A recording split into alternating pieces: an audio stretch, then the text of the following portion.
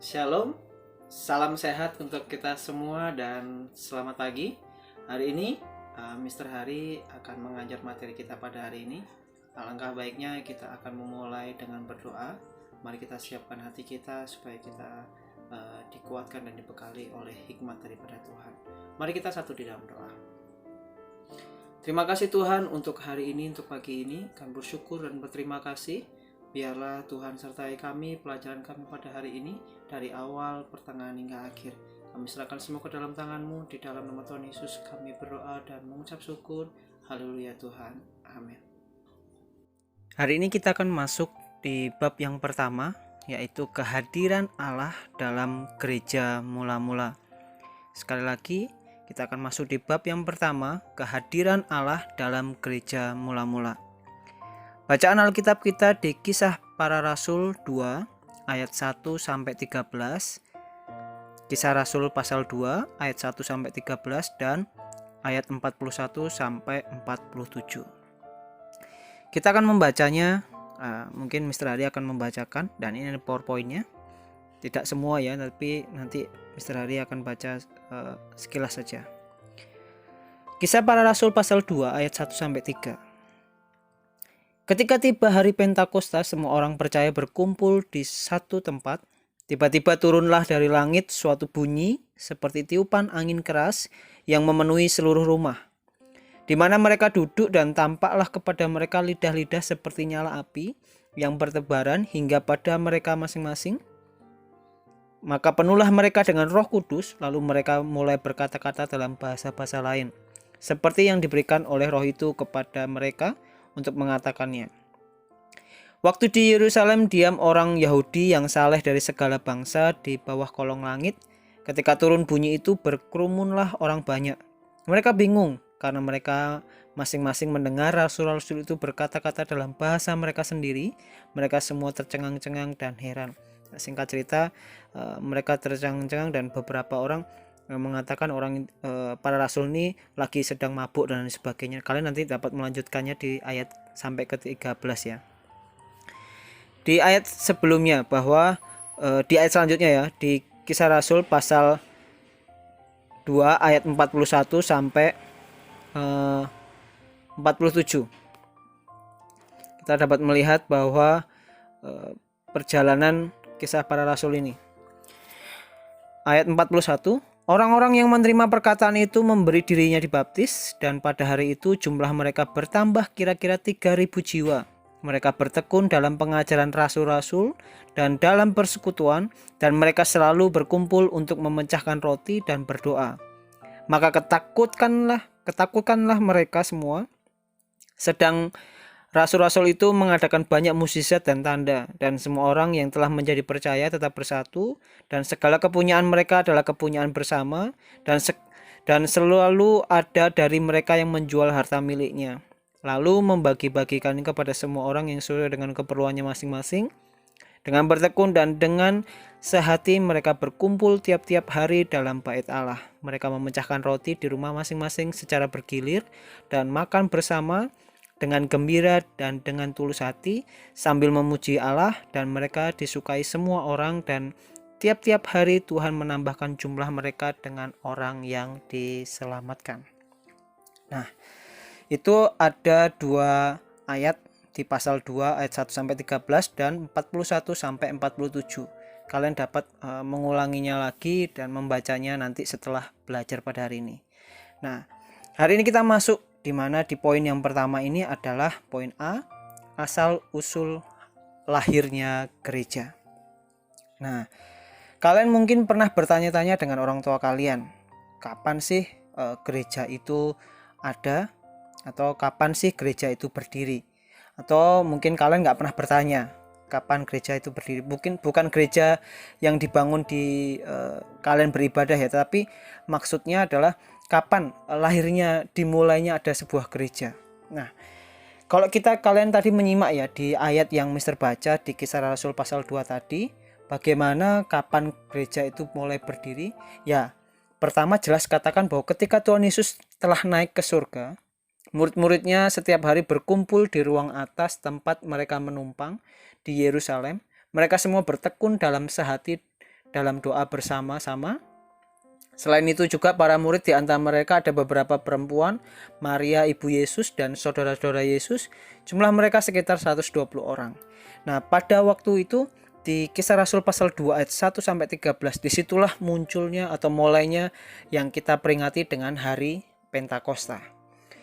Nah, hari Pentakosta ini tiba-tiba turunlah dari langit suatu bunyi seperti angin keras yang memenuhi seluruh ruangan tempat mereka berkumpul. Lalu tampaklah lidah-lidah seperti nyala api yang bertebaran dan hinggap pada mereka masing-masing. Saat itu mereka penuh dengan Roh Kudus dan dapat berbicara dalam bahasa-bahasa lain. Nah, kalian tadi melihat di situ di ayat-ayat di pasal 1 sampai di ayat 1 sampai 13, di situ bahkan orang menyangkanya yang mereka-mereka yang dari luar negara-negara lain, mereka mengira bahwa rasul ini mabuk dan lain sebagainya. Tapi padahal disitulah peran Roh Kudus yang menjamah kehidupan para rasul dan akhirnya mereka dapat berbahasa asing di situ. Nah, itulah peristiwa yang dinamakan hari Pentakosta, dan peristiwa itu tidak akan pernah terulang kembali. Nah, kita bisa melihat bagaimana peran Roh Kudus di dalam kehidupan orang-orang percaya. Nah, disitulah awal mulanya gereja itu berdiri pada hari Pentakosta, yang jumlah mereka sekitar 120 orang. Nah, banyak orang yang berkumpul karena mendengar suara seperti angin keras tadi ya, pada waktu Pentakosta tadi ya, hari Pentakosta ya. Tercenganglah mereka mendengar para rasul dapat berbicara dan bahasa mereka. Petrus berdiri bersama para rasul lainnya, lalu dengan suara nyaring ia mulai berkata-kata, menyaksikan tentang Kristus yang telah disalibkan namun telah berbangkit dari antara orang mati. Khotbah Petrus ini membuat banyak orang menyadari dirinya sebagai orang berdosa atau orang yang gak berpendidikan. Petrus ini adalah orang nelayan, orang yang gak berpendidikan, tetapi dengan hikmat Tuhan, dengan kuasa Tuhan, dengan peran Roh Kudus, khotbah Petrus ini membuat banyak orang menyadari dirinya sebagai orang berdosa lalu bertobat dan memberi dirinya untuk dibaptis, dan jumlah mereka bertambah 5.000 jiwa. Jadi Petrus ini dipakai Tuhan luar biasa, menyadarkan banyak orang, dan banyak orang itu bertobat, memberi dirinya dibaptis, dan pada waktu itu jumlah mereka itu bertambah 5.000 jiwa pada hari itu. Nah, kalian dapat melihatnya di Kisah Para Rasul pasal 3 dan seterusnya. Nah, setiap hari jumlah mereka terus bertambah dan mereka bertekun dalam pengajaran rasul-rasul, mereka bersekutu dan berdoa serta memecahkan roti. Nah, di dalam persekutuan inilah yang disebut jemaat pertama atau jemaat mula-mula. Jadi persekutuan itu yang disebut dengan jemaat pertama atau jemaat mula-mula atau jemaat perdana. Nah, dalam persekutuan inilah yang kemudian tumbuh jemaat-jemaat di berbagai tempat, tidak hanya di Yerusalem tetapi sampai ke seluruh dunia, dan sampai saat ini disebut dengan gereja. Jadi dimulai dari situlah. Jadi pembentukan atau awal mulainya berdiri, kapan gereja itu berdiri ya pada hari Pentakosta. Jadi turunnya kuasa Roh Kudus itu di dalam para murid dan banyak orang dimenangkan, dan kira-kira jumlah mereka sekitar 120 orang. Alkitab mencatat itu, dan akhirnya dengan khotbah Petrus mereka banyak orang yang bertobat dan dibaptis dan lain sebagainya. Nah, itulah awal mula gereja, kapan gereja itu berdiri. Lanjut di poin B, kita akan belajar tentang pengertian istilah gereja. Di poin B ini kita belajar tentang pengertian istilah gereja. Istilah gereja dalam bahasa Ibrani itu kahal, yang artinya memanggil atau mengumpulkan. Jadi dalam bahasa Ibrani kahal yang artinya memanggil atau mengumpulkan. Kata kahal ini digunakan untuk bangsa Israel sebagai jemaah atau perhimpunan Allah atau umat Allah di dalam Habakuk 20 ayat 2 dan 1 Raja-Raja 8 ayat 14. Jadi dalam bahasa Ibrani ini disebut atau mempunyai kata kahal yang artinya memanggil atau mengumpulkan. Dalam bahasa Yunani terdapat juga dua istilah gereja ini, yaitu kuriakon atau kuriake yang artinya milik atau kepunyaan Allah. Jadi dalam istilah bahasa Yunani, gereja ini ada dua istilah, yaitu kuriakon atau kuriake yang artinya milik atau kepunyaan Allah. Kata lain dalam bahasa Yunani adalah eklesia. Nah, ini yang sering kali kita dengar ya, kata eklesia ini yang sering kali kita dengar, yang terdiri dari kata ek dan berarti keluar, Kata ek itu berarti keluar, dan kata kaleo yang berarti dipanggil. Jadi eklesia ini artinya dipanggil keluar, yaitu dipanggil keluar dari kegelapan dosa.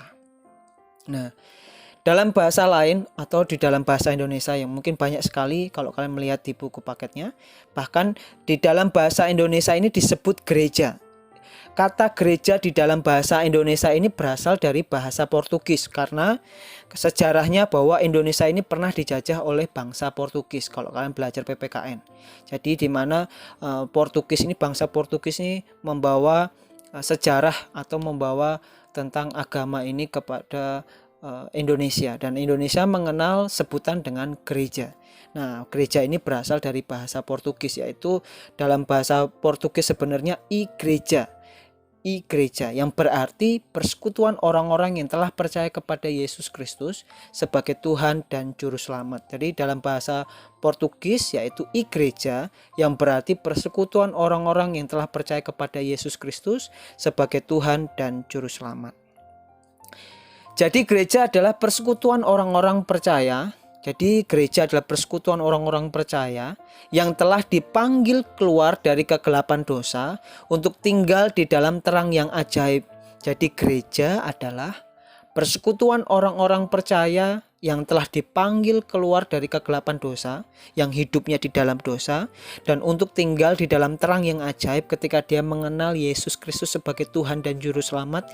Dia mengalami hidupnya terang dan dia mengalami pertobatan dan terus pertobatan, yaitu Kristus sebagai kepunyaan Tuhan atau kepunyaan Allah yang hidup untuk memberitakan Injil. Jadi gereja itu kalau kita mengartikannya bahwa gereja bukan hanya berbicara tentang gedung, bukan berbicara tentang fisik dalam bentuk bangunan dan lain sebagainya, tetapi gereja sebenarnya adalah diri kita sendiri. Bahkan di dalam 1 Korintus 3 ayat 16 katakan bahwa tidak tahukah kamu bahwa kamu adalah bait Allah atau gereja itu sendiri, dan bahwa roh Allah diam di dalam kamu. Jadi 1 Korintus 3 ayat 16 mengatakan bahwa tidak tahukah kamu bahwa kamu adalah gereja atau bait Allah, dan bahwa roh Allah diam di dalam kamu. Jadi jangan senang kalian hanya melayani gereja saja, tapi senanglah ketika hidup kalian itu gereja, itu di dalam diri kalian dikatakan bahwa orang-orang yang telah percaya kepada Yesus Kristus sebagai Tuhan dan Juru Selamat, yang dikatakan tadi bahwa hidupnya di dalam dosa, dia dipanggil oleh Tuhan, dia dikumpulkan oleh Tuhan. Dalam bahasa Ibrani tadi dikatakan memanggil dan mengumpulkan. Jadi seolah kita itu dipanggil dan dikumpulkan sama Tuhan.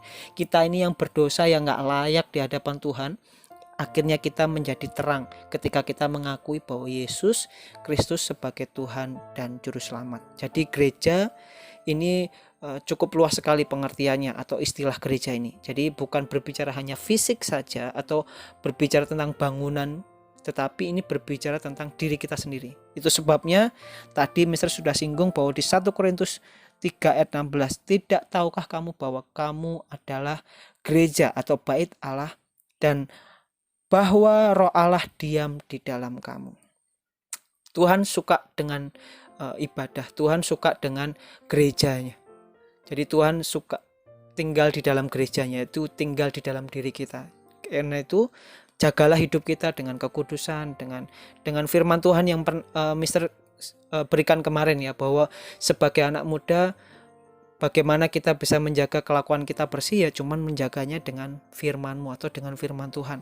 Kalau kita mau menjaga bait Allah, yaitu gereja, yaitu di dalam diri kita sendiri, ya dengan menjaganya sesuai dengan firman Tuhan. Ayat firman Tuhan yang Mister berikan pada pendahuluan pelajaran agama Kristen ini.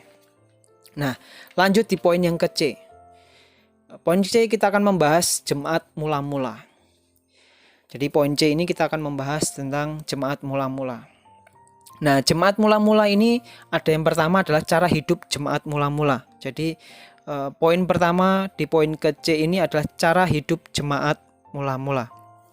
Nah, jemaat mula-mula ini cara hidupnya adalah berdasarkan para rasul atau pengajaran para rasul sebagai kebutuhan utama. Jadi hidup berdasarkan pengajaran para rasul. sebagai kebutuhan utama atau makanan rohani, atau kita yang kenal dengan firman Tuhan sampai saat ini, atau Alkitab yang kita dengar. Jadi cara hidup jemaat mula-mula ya berdasarkan firman Tuhan atau pengajaran rasul-rasul pada waktu itu, dan aplikasinya dalam kehidupan kita sehari-hari ya dengan Alkitab.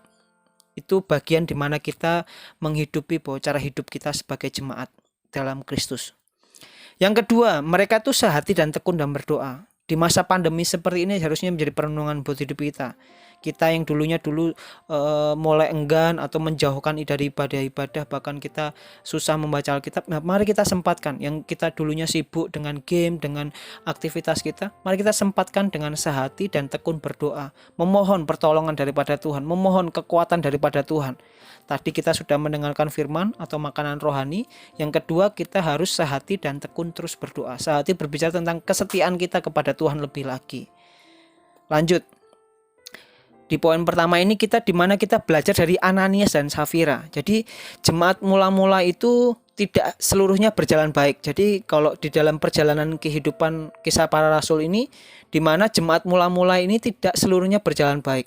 Ada banyak godaan di sekitar mereka. Jadi tidak berjalannya mulus begitu saja. Kayak seperti kita sekarang ini. Hidup kita kan nggak selamanya enak saja, tetapi ada masa pandemi seperti ini, bahkan pandemi yang nggak kunjung selesai, kapan selesainya, seolah-olah nggak ada pertolongan daripada Tuhan. Jadi seperti itu, pada waktu itu jemaat mula-mula atau kisah para rasul itu kehidupan mereka nggak berjalan baik gitu-gitu saja, tetapi banyak godaan di sekitar mereka. Nah, kita belajar dari kehidupan Ananias dan Safira. Kalau kalian membacanya di kisah para rasul pasal 5 ayat 1-11, di mana Ananias dan Safira ini adalah pasangan suami istri, anggota jemaat mula-mula. Mereka menjual sebidang tanah. Dalam kehidupan jemaat mula-mula, hasil penjualan diserahkan kepada para rasul dan digunakan untuk kehidupan bersama. Jadi hasil jerih payah mereka atau pekerjaan mereka itu diberikan kepada rasul dan akhirnya digunakan untuk kehidupan bersama, untuk saling menopang, untuk saling mencukupi kebutuhan satu dengan yang lain. Nah, di mana Ananias dan Safira ini sepakat menahan. Jadi pasangan suami istri ini, Ananias dan Safira ini sepakat menahan hasil penjualannya, sebagian hasil penjualannya, dan sebagian lagi mereka berikan kepada persembahan, seolah-olah mereka telah memberikan seluruh hasil penjualan itu. Jadi ingin berbohong kepada para rasul pada waktu itu. Tapi singkat cerita bagaimana Ananias dan Safira, kalau kalian membacanya di kisah para rasul 5 ayat 1-11, Ananias dan Safira mendapat hukuman daripada Tuhan. Nah, bagaimana dengan hidup kita?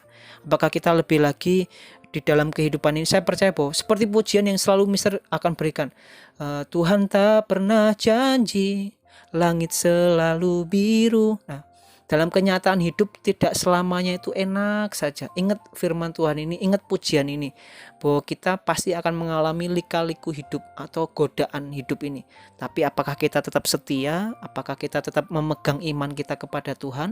Atau justru kita jauh daripada Tuhan seperti Ananias dan Safira ini? Peganglah satu prinsip firman Tuhan ini. Kalau kita juga belajar dari kehidupan para rasul, mereka juga dianiaya, mereka juga mengalami bahkan begitu banyak cobaan. Kalau di dalam kehidupan para murid, salah satu murid yang Mister singgung adalah Yakobus. Bagaimana di kisah rasul pasal 12 ayat 1-23 ini, Yakobus adalah rasul yang pertama kali mati syahid atas perintah Herodes. Kalian dapat menyimaknya, kalian dapat membacanya di kisah para rasul 12 ayat 1-23. Di mana kehidupan Yakobus pada waktu itu akhirnya mati syahid atas perintah Herodes. Herodes sangat sombong, ia mengenakan pakaian kerajaan lalu berpidato, sementara rakyatnya bersorak-sorak mengatakan ini suara Allah dan bukan suara manusia. Pada waktu itu Herodes semakin sombong dan sangat sombong, dan diagung-agungkan oleh rakyatnya. Tapi singkat cerita bahwa Herodes ini akhirnya mati, bahkan dimakan cacing-cacing. Kalau kalian membacanya di kisah rasul 12 ayat 1-23. Kehidupan orang yang sombong seperti itu. Kalau hidupnya ada ketuhanan Tuhan, saya percaya bahwa tadi mengatakan bahwa di dalam perjalanan tidak mulus begitu saja, tapi Tuhan kasih kekuatan, Tuhan kasih, bahkan kisah hidup mereka itu didengar sampai kita sekarang ini. Berarti apa? Kuasa Tuhan itu luar biasa dahsyatnya. Nah, kita mau belajar bahwa di cara hidup jemaat mula-mula di poin pertama ini, bahwa Tuhan Yesus menghendaki setiap keluarga Kristen atau diri kita sebagai anak-anak Tuhan.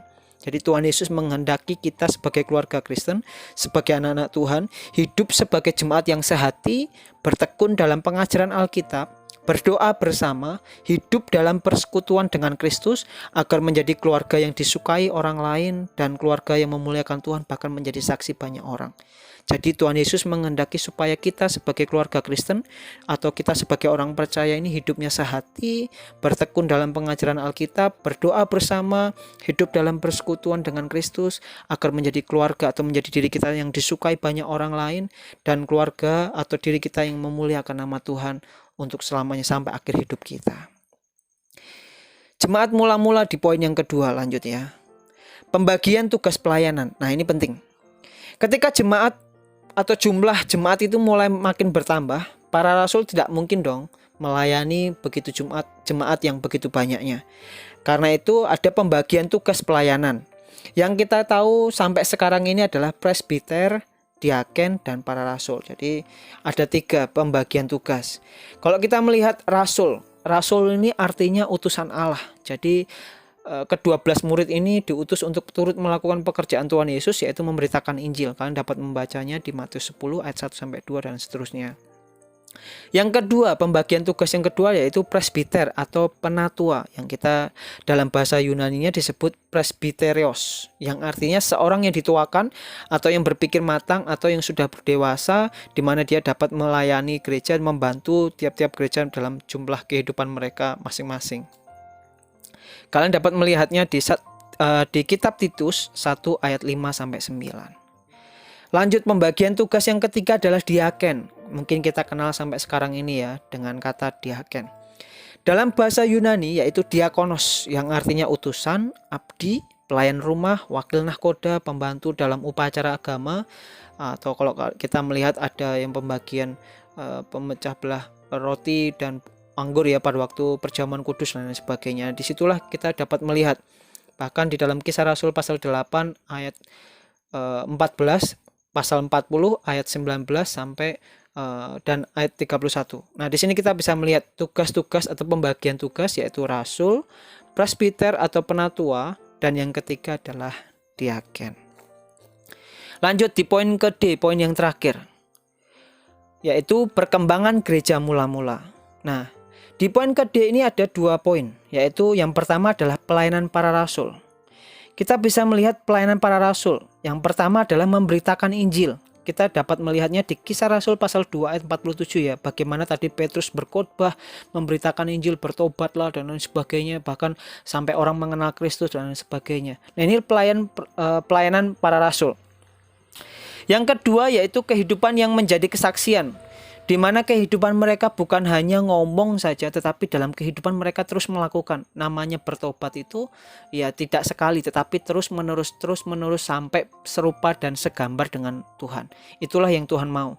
Jadi kehidupannya menjadi saksi. Kalau kalian sebagai anak ya terus membantu orang tua. Kelihatannya capek dan sebagainya, teruslah berusaha yang terbaik. Kelihatannya tidak terbiasa, tetapi bagaimana kita mau membiasakan kebiasaan baik dan terus. Pertobatan itu bukan bicara hanya sekali, tetapi terus menerus. Karena itu teruslah menjadi saksi, mau sebagai anak, sebagai pelajar, bahkan sebagai masyarakat dimanapun kita berada, teruslah menjadi saksi. Karena ini adalah pelayanan para rasul. Bagaimana kita harus belajar dari kehidupan mereka. Mereka menjadi saksi banyak orang dan mereka mengenal Kristus dan mereka diubahkan. Dan cukup luar biasa sekali pekerjaan Tuhan. Yang ketiga, pelayanan para rasul adalah memelihara iman jemaat dalam pengajaran Kristus atau Injil, atau yang kita ketahui di mana kehidupan mereka bisa memberkati kita sampai sekarang ini. Kita dikuatkan oleh firman Tuhan yang kita dengar melalui Pak Pendeta, melalui kakak rohani kita, atau apapun orang tua kita yang menyampaikan firman Tuhan dan sebagainya. Nah, sedangkan dalam pelayanan lain di dalam jemaat dilimpahkan kepada para diaken dan presbiter. Jadi kehidupan di luar pelayanan atau pekerjaan para rasul, selain itu ya diberikan kepada presbiter atau diaken. Yang kedua, di poin yang ke D ini, yaitu penderitaan dan penganiayaan. Di mana pertumbuhan jemaat ini tidak hanya menjadi kesukaan bagi perkembangan gereja, tetapi ada juga orang yang tidak suka. Salah satunya adalah mahkamah agama pada waktu itu, orang Farisi, ahli Taurat, dan para penentang Kristus yang bersatu untuk menghambat pelayanan mereka. Para rasul ini ditangkap dan dianiaya. satu contoh di mana Stefanus ini menjadi martir pertama sekali. Jadi pertama ya. Jadi Stefanus ini menjadi martir pertama, di mana banyak orang yang nggak suka tentang ajaran Kristus, banyak orang yang nggak suka dengan pelajaran atau pengajaran tentang Injil dan lain sebagainya. Disitulah mulai muncul mereka bersekongkol untuk menganiaya. Bahkan kalau kalian melihat gambarnya yang Mister berikan di situ, bagaimana mereka dilempari batu, bagaimana mereka disalibkan, dibakar dan lain sebagainya. Kisahnya cukup ngeri sekali, bahkan mereka mati syahid demi Kristus, demi Injil pada waktu itu. Dan sekarang ini kita mungkin sebagai anak-anak Tuhan, mungkin kita diolok-olok, mungkin kita disingkirkan, atau mungkin kita minoritas, mungkin kita diabaikan dan lain sebagainya. Itulah pengalaman-pengalaman kita sampai saat ini yang mungkin gak sampai dibakar, tapi kita seolah-olah jadi minoritas yang disisihkan dan sebagainya. Pasti kita akan merasakan seperti itu, dan pernah kita merasakan seperti itu. Nah, kita belajar di dalam 2 Korintus pasal 11 ayat 23 sampai 25, di mana Paulus pun mengalami begitu banyak cobaan, bahkan penderitaan, bahkan penganiayaan, di mana Paulus mengalami yang namanya didera atau dicambuk, dikerap kali bahaya maut. Bahkan Paulus juga mengalami setiap kali 40 kurang 1 pukulan, tiga kali aku didera, dan banyak sekali penganiayaan yang Paulus alami pada waktu itu, dan bahkan murid-murid Tuhan Yesus yang lain. Nah, kita di sini belajar penderitaan dan penganiayaan yang dialami oleh para rasul dan orang percaya dalam jemaat mula-mula tidak menghambat pekerjaan pekabaran Injil. Ini menjadi poin penting kita. Bahkan penderitaan dan penganiayaan yang kita alami, yang dialami para rasul, tidak membuat mereka berhenti atau tidak membuat mereka menghambat mereka itu pekerjaan pekabaran Injil. Sampai sekarang harus kita teladani. Apapun kondisi kita yang mungkin kita seolah-olah tidak kuat memegang iman kita, tetap terus kita pegang, tetap terus kita belajar, tekun dan lain sebagainya. Dan bahkan di masa pandemi seperti ini, seolah-olah tidak ada harapan, kapan sih pandemi ini selesai. Seolah-olah Tuhan sepertinya diam, tidak menolong kita. Tapi kita mau terus belajar dari kehidupan mereka. Mereka sudah berjuang susah payah, para rasul itu. Tetapi justru di dalam kondisi mereka, perjalanan hidup mereka juga tidak enak-enak saja. Mereka dianiaya, mereka mengalami penderitaan yang cukup keras. Tetapi mereka tidak berhenti, mereka tidak bosan, mereka tetap terus memberitakan pekabaran Injil. Itu artinya mereka memiliki iman, mereka memiliki pengharapan. Karena itu masa kondisi kita seperti ini, mengalami pandemi seperti ini, kita kehilangan iman kita kepada Tuhan. Jangan sampai itu terjadi.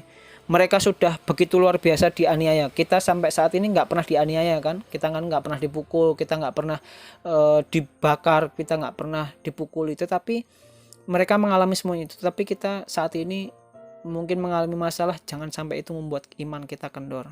Justru kita belajar dari para rasul. Mereka semakin kuat di dalam Tuhan. Mereka semakin memegang iman yang teguh kepada Tuhan.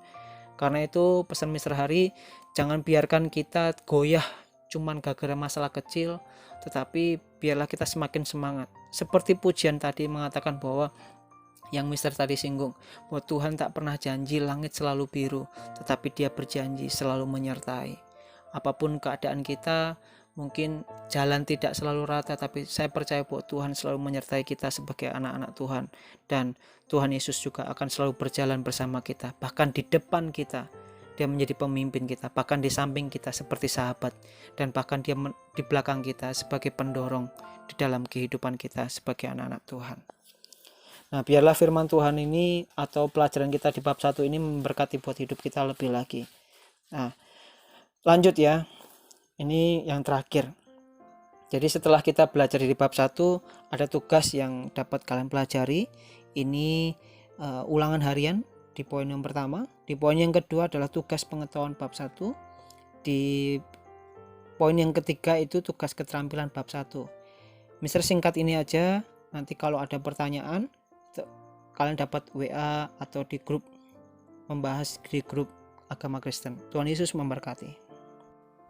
Nah, hari ini kita tadi sudah menyelesaikan materi kita pada hari ini. Alangkah baiknya kita juga akan mengakhirinya dengan berdoa. Tetap semangat ya. Mari kita satu di dalam doa. Terima kasih Tuhan, untuk hari ini kami bersyukur dan berterima kasih karena Tuhan sertai kami. Apapun yang kami pelajari Tuhan, materi kami pada hari ini, biarlah Tuhan yang akan memberi kami hikmat dan kekuatan lebih lagi. Berkati untuk kedua orang tua kami lebih lagi, biarlah kasih-Mu dan kebaikan-Mu senantiasa ada buat kami semua. Terima kasih, di dalam nama Tuhan Yesus kami berdoa dan mengucap syukur. Haleluya Tuhan, amin. Tetap semangat, see you next time, God bless you all.